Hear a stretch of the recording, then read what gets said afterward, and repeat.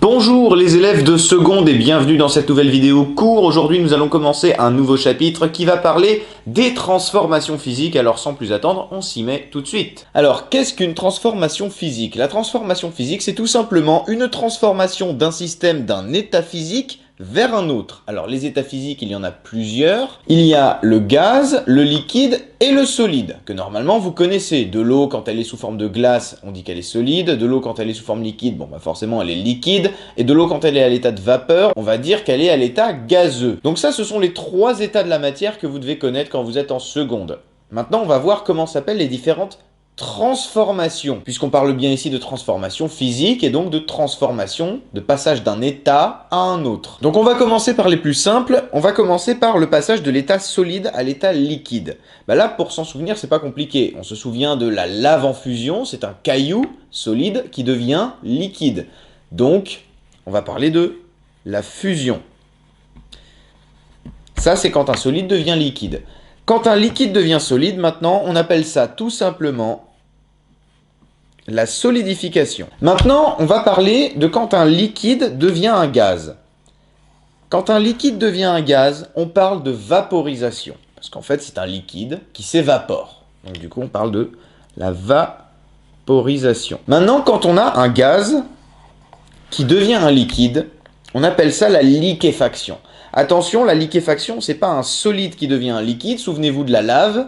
C'est de la lave en fusion parce que c'est un caillou qui devient liquide, donc un solide qui devient liquide, c'est la fusion. La liquéfaction, c'est quand un gaz devient liquide. Liquéfaction. Et alors souvent, quand vous avez de la buée sur vos fenêtres parce qu'elles sont froides, etc., et que du coup vous avez un peu d'eau qui se met à apparaître dessus, à l'état liquide, vos parents peut-être qu'ils se disent « Ah bah regarde, voilà, ça c'est ce qu'on appelle la condensation ». En fait, c'est une erreur de langage. Dans le langage courant, effectivement, la condensation, on appelle ça le passage de l'état gazeux à l'état liquide. C'est de la vapeur d'eau qui vient se refroidir sur une vitre et qui se transforme en liquide.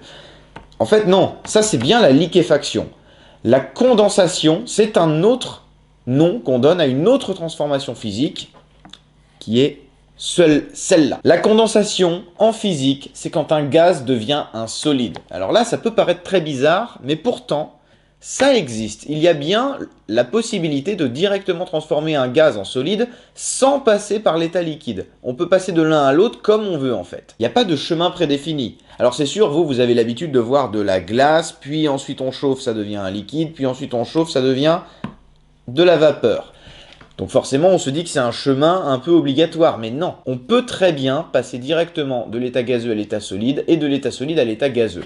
Quand on passe de l'état gazeux à l'état solide, on appelle donc ça, je vous l'ai dit, la condensation. Et quand on passe maintenant de l'état solide à l'état gazeux, parce que puisqu'on peut faire dans un sens, il n'y a aucune raison qu'on ne puisse pas le faire dans l'autre, quand on passe de l'état solide à l'état gazeux, celui-là il est un petit peu particulier, on appelle ça la sublimation. Et je vous ai mis une vidéo d'une sublimation pour que vous puissiez la voir dans une activité que vous allez devoir faire pour la prochaine fois. Voilà, donc ça c'était pour les différents états de la matière et le nom qu'on donne aux différentes transformations.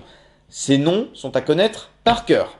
Maintenant, on va passer à autre chose. Maintenant, on va parler de la manière dont on écrit ces différentes transformations, puisqu'il faut savoir qu'on ne les écrit pas n'importe comment. On va les écrire un peu de la même façon qu'une réaction chimique, sauf que cette fois-ci, attention, ce n'est pas une transformation chimique qui impliquerait un changement au niveau des atomes, au niveau des molécules, mais par contre, on va avoir une transformation physique. La différence avec une transformation chimique, c'est que les entités chimiques dans une transformation physique ne change pas. Par exemple, de l'eau liquide qui devient de la vapeur d'eau, la molécule, c'est toujours H2O, ça reste de l'eau. C'est juste que maintenant, elle n'est plus à l'état liquide, elle est à l'état de vapeur. Mais ça reste la même molécule. Et ça, c'est très important de l'avoir en tête. C'est la grosse différence avec les transformations chimiques. C'est que les entités chimiques du début à la fin ne changent pas. Elles restent les mêmes. Maintenant, comment est-ce qu'on écrit ça? Alors, en fait, il y a des petites lettres qu'on va écrire en bas à droite de l'entité chimique. Par exemple, du coup, en physique, quand on veut écrire eau liquide, eh bien, on va écrire ça, H2O, avec un petit L entre parenthèses. Voilà comment on écrit eau liquide. Si je veux écrire la même chose, mais gazeuse, je vais écrire H2O toujours, puisque ça reste, encore une fois, de l'eau, hein, c'est la même molécule, ça ne change pas. Et entre parenthèses à côté, je mets un petit g. Si je veux écrire à l'état solide, de l'eau solide, donc de la glace, hein, littéralement, j'écris H2O, et entre parenthèses, en tout petit à côté, un petit S pour dire solide.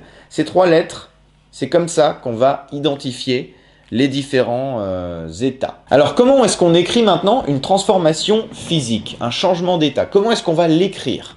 Eh bien en fait on va utiliser une équation de transformation, une équation de changement d'état. En gros, si je veux écrire l'eau liquide se transforme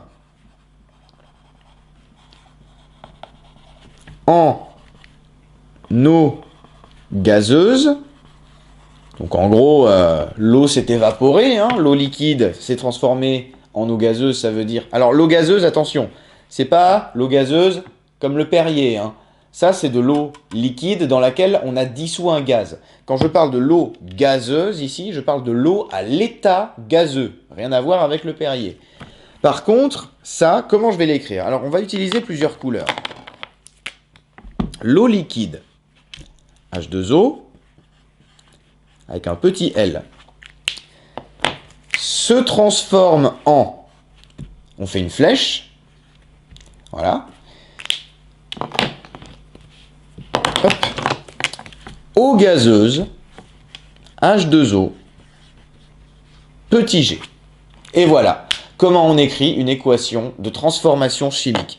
C'est toujours la même chose, toujours comme ça. La seule chose qui est importante à savoir, en fait, c'est de savoir de quel état vers quel état on se dirige. Les molécules, elles ne changent pas, elles restent les mêmes. C'est une transformation physique, pas chimique.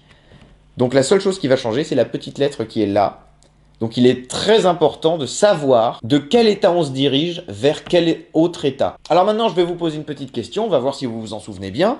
Comment est-ce que je vais appeler une telle transformation qui passe d'un état liquide à un état gazeux? Si vous vous en souvenez bien, ça s'appelle la vaporisation.